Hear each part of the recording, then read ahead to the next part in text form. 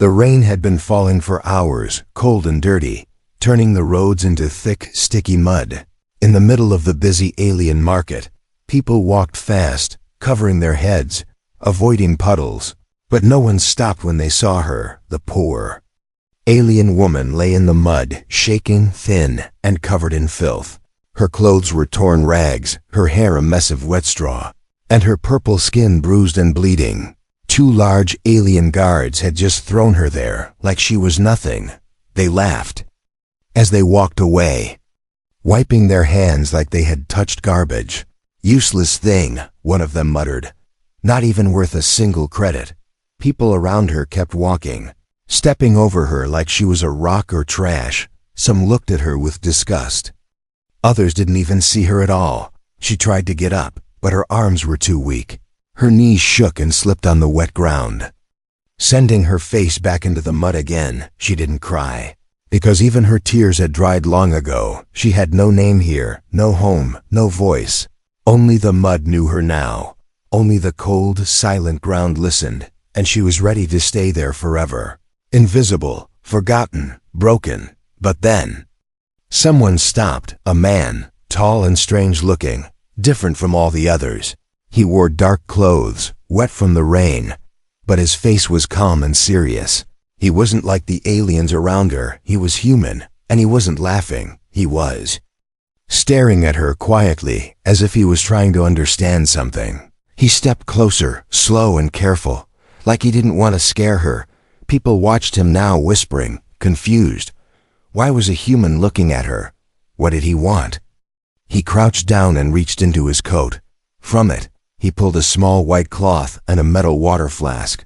He held them out to her, without speaking a word. The woman stared at the items, then at him. She didn't move, her body frozen with fear. This had to be a trick, right? No one helped her ever. Why would a stranger care now? She turned her face away, expecting him to laugh and walk off, but he didn't. He stayed there, hands still out, waiting. The rain kept falling, dripping from his fingers, soaking both of them. After a long silence, she reached out, shaking, and took the cloth.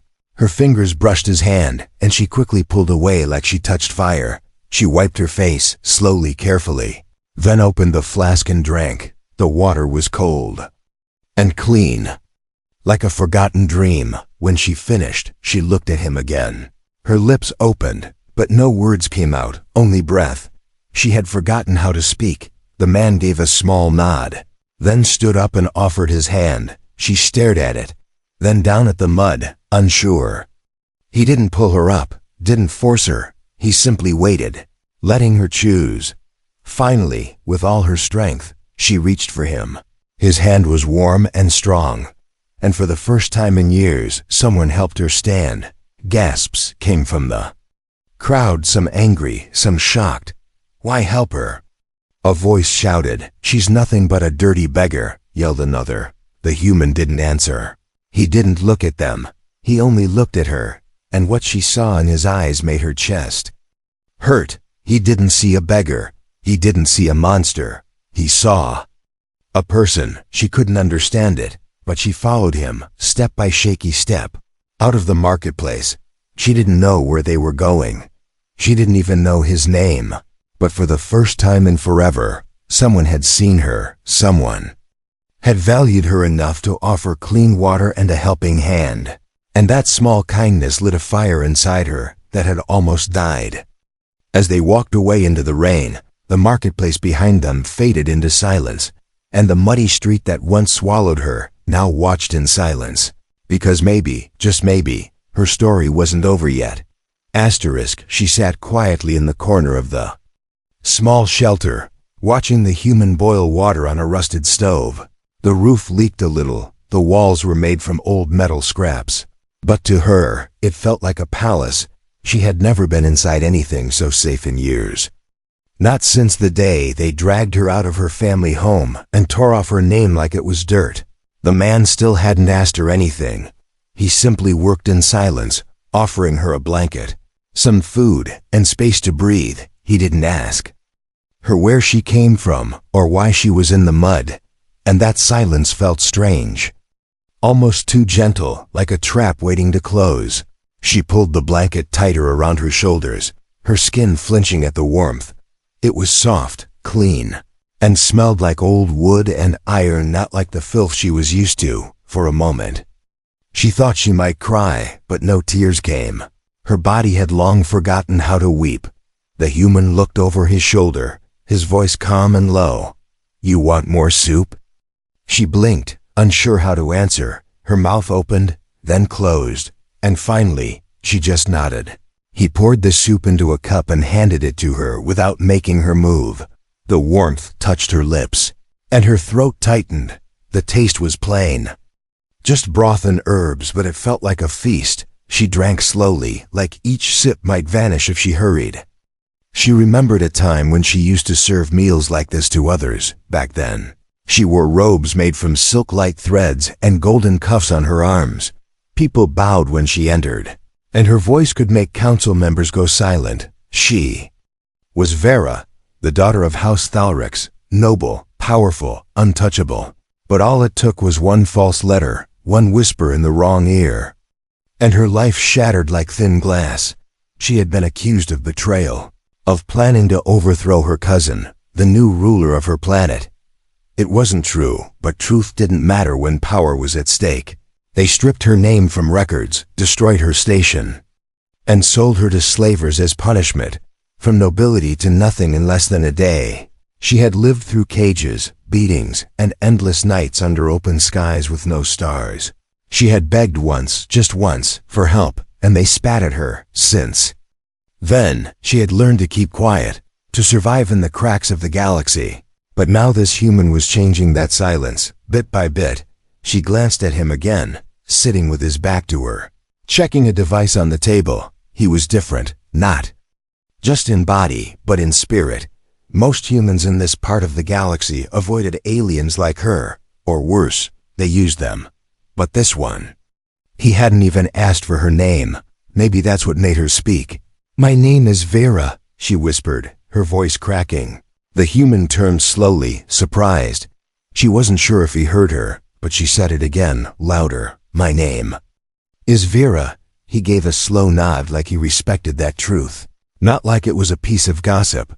"Mine's Kalen," he replied, then turned back to his work.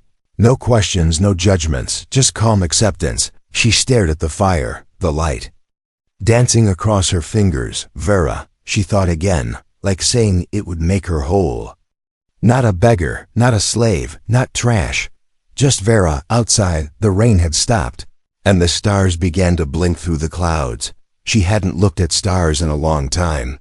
Maybe tomorrow she would ask him where he came from.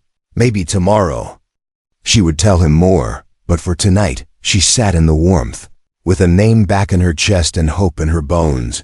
And somewhere in the dark, far beyond the stars, the ones who ruined her were still laughing. They didn't know she was still alive. They didn't know a human had found her, and they didn't know what she would become next. Vera stood barefoot in the stream behind the old shelter, watching her reflection ripple in the cold water. She almost didn't recognize the face staring back. Her skin was still marked with old bruises and thin scars, but the layers of mud were gone. Her eyes, once dull and empty, now flickered with something dangerous, something alive. It had been only 2 days since Kalen took her in, but it felt like another life. The cuts on her arms were cleaned and wrapped. Her stomach was no longer hollow. She had a place to sleep, a place to breathe. But more than that, she had something even rarer, someone who looked at her without fear or hate. Inside the shelter, Kalen worked on his old communication rig, fixing the cracked wires with quiet focus. He didn't talk much, but his silence wasn't cold. It gave her space, and in that space, her mind began to move again, faster than it had in years. She noticed things, little details, the way he always kept one hand near his sidearm even while resting, the way he scanned the sky before opening the door. He wasn't just a kind man. He was someone who had seen trouble, maybe even lived through war. That made her feel safe, but also afraid, because men like that always had enemies, and she already had too many of her own. That evening, Kaylin set out a fresh meal on the table: cooked roots, dried meat, and hot tea. She hesitated before sitting across from him, not used to sharing anything. He passed her a plate and simply said, "Eat, no questions." No small talk, just kindness in the form of food. Halfway through the meal, she said something without even planning to. "You don't ask where I came from." Kaylin looked up from his cup, then shrugged. "You'll tell me when you want to," he replied, then took another sip.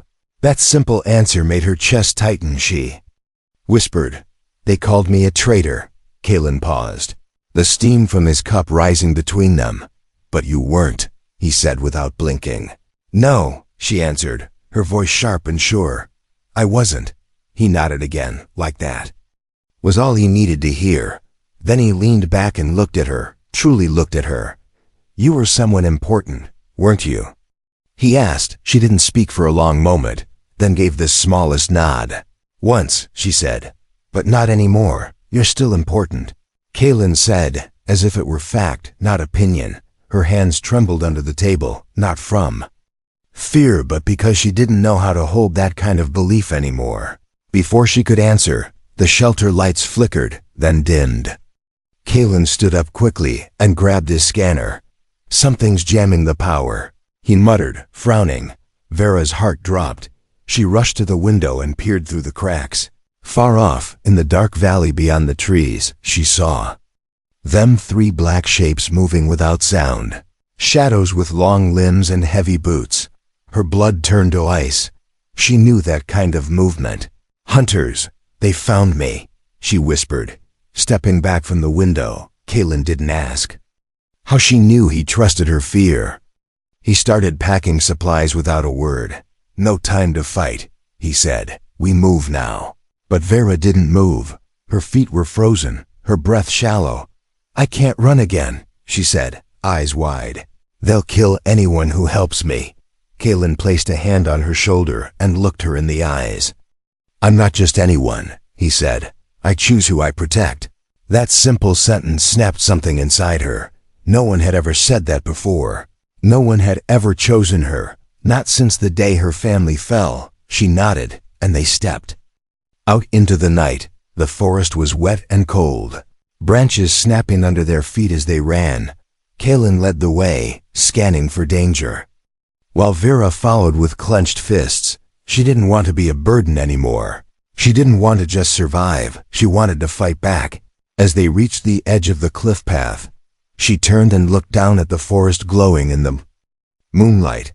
Somewhere out there, her enemies were hunting. But for the first time in years, she wasn't alone, and for the first time, she didn't feel like prey. The sound of buzzing filled the sky like a swarm of metal wasps. Kaylin knew that sound too well.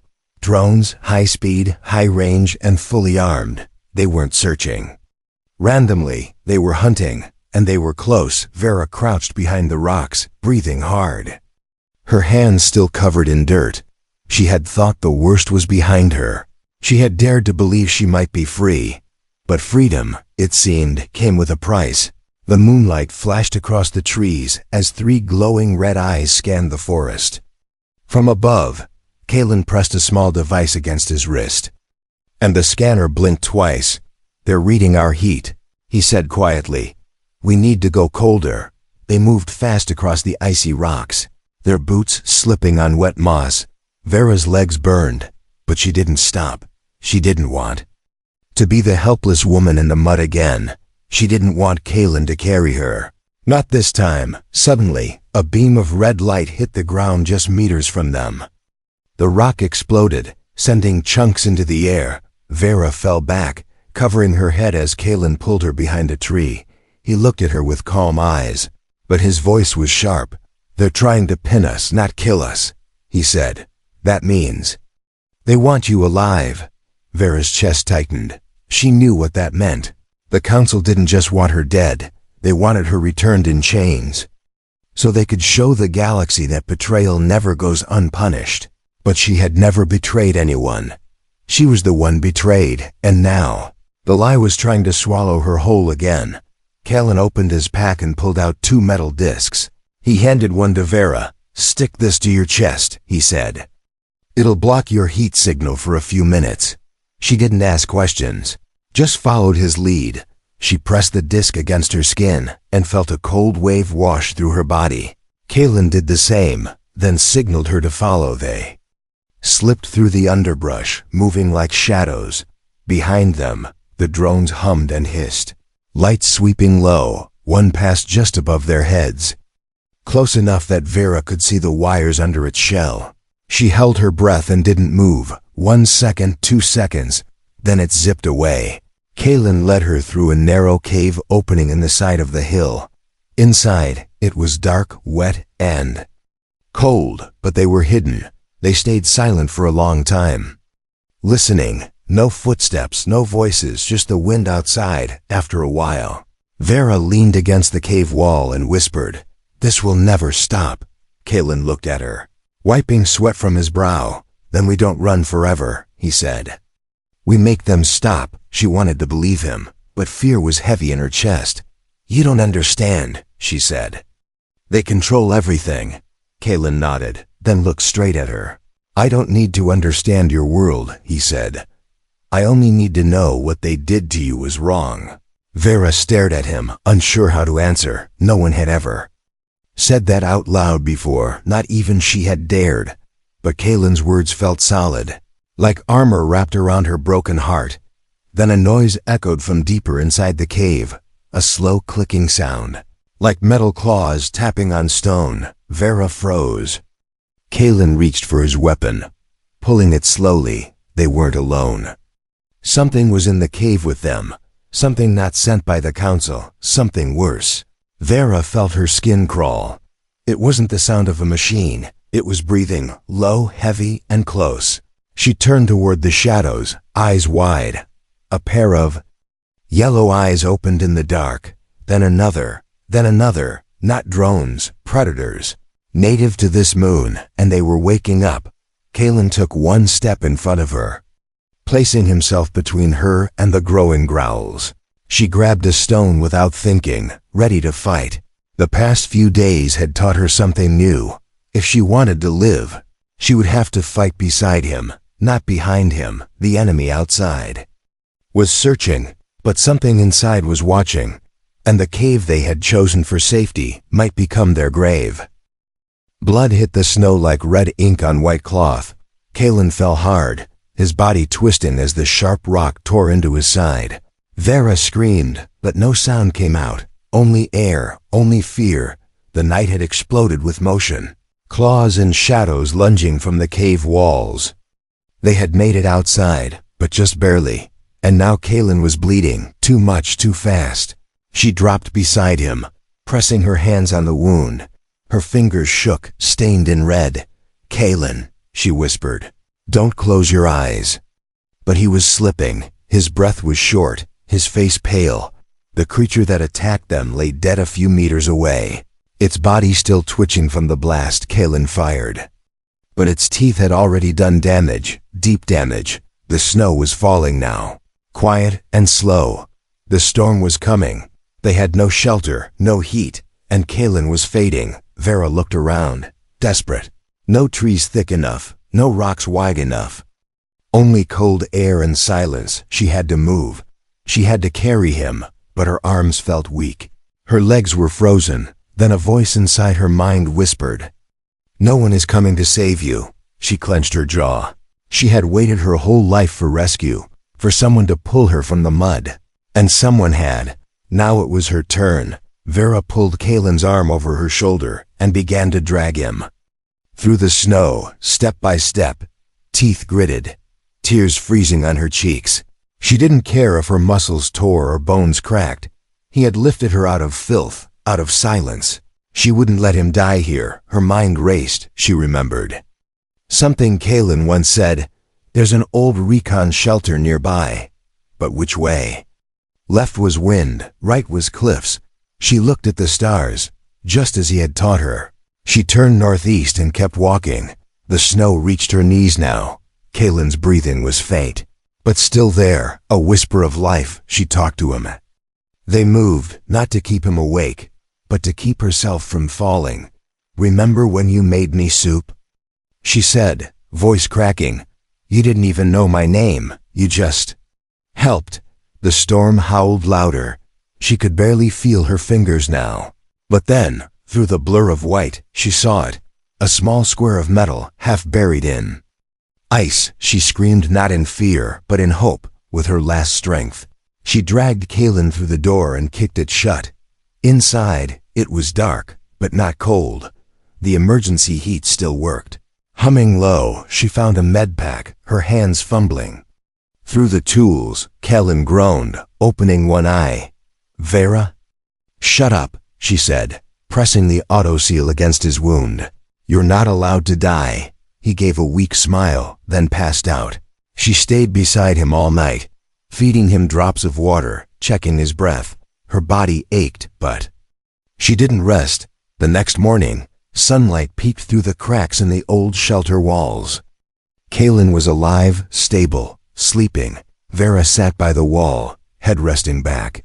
She looked down at her blood-stained hands. Once, she had been a lady of power, served and praised.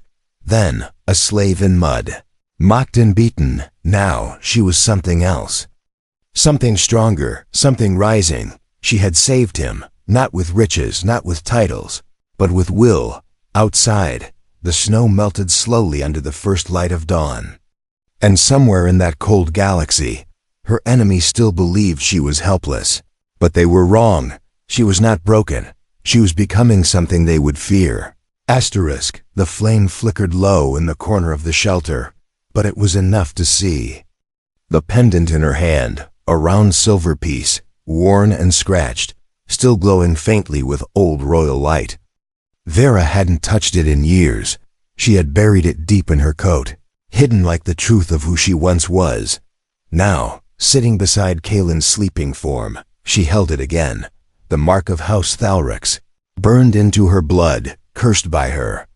People, she hated it once, blamed it for everything, but today, she wasn't looking at it with hate. She was remembering the halls of her childhood, filled with voices, with learning, with pride, the way her mother placed the pendant around her neck and whispered, "Your name means strength, even when no one sees it." Back then, she believed it. Now, after dragging a half-dead man through snow and standing against death itself, she believed it again. Kalen stirred, his face pale but less pained. His voice was dry and slow. "You're still here," he whispered. She smiled gently, brushing his forehead with cool water. "Where else would I go?" She answered. He looked at the pendant in her hand, eyes narrowing slightly. "That looks important." "It was," she said, "and it still is, for the next hour." She spoke without stopping. She told him everything, her real name, her house, her fall, the betrayal, the lies, the shame. She told him how they accused her, how the council wanted her silenced forever, how she became a ghost in her own world.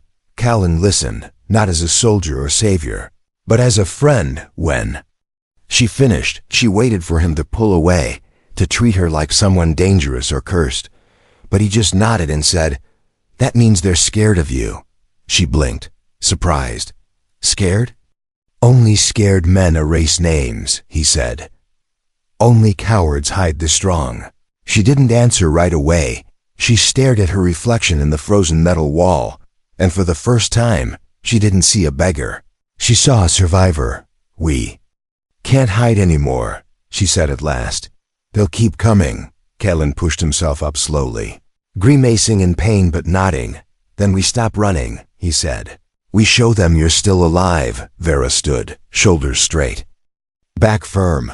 "I want my name back," she said quietly. "I want them to say it again, not with fear, but with respect." They began to plan, not war, not revenge, truth. Kalen had recordings of the bounty transmissions, messages from the council, illegal orders, threats, enough to expose the ones who framed her, but exposing them wouldn't be easy. They have to reach the broadcast spire, a place deep in city territory, guarded and watched. Only there could they send the truth across the systems. Kalen mapped the route while Vera sharpened old tools and learned to use his gear. She wasn't the same woman anymore. She had learned to survive, to protect, to push through pain, and now she would learn to fight. They trained every hour they could. Between his moments of rest and her bursts of memory, she wasn't fast at first, but she was determined. Callan showed her how to use a stun blade, how to move quietly.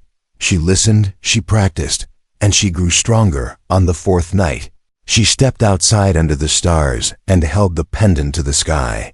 "I am Vera of House Thalrix," she said, voice firm, no longer lost, no longer silent. The stars didn't answer, but the wind shifted like it had heard her. And in that quiet night, the galaxy felt smaller, because for the first time in a long time, she wasn't running, she was rising. The gates of the capital city opened like a mouth ready to swallow them. Vera walked through with her head high and her heart silent. No cloak to hide her, no mud on her skin, just truth, and the fire that had never fully died. Beside her, Callan moved slowly but steady, his wounds healed enough to fight if needed. They had come too far to stop now. Above them, spires reached into the clouds, cold and sharp like knives. The city looked just like she remembered, but smaller now, or maybe she had grown. Crowds filled the streets as they passed. Vera could feel eyes watching her, whispers following her steps. They recognized her, not instantly but slowly, like waking from a long dream.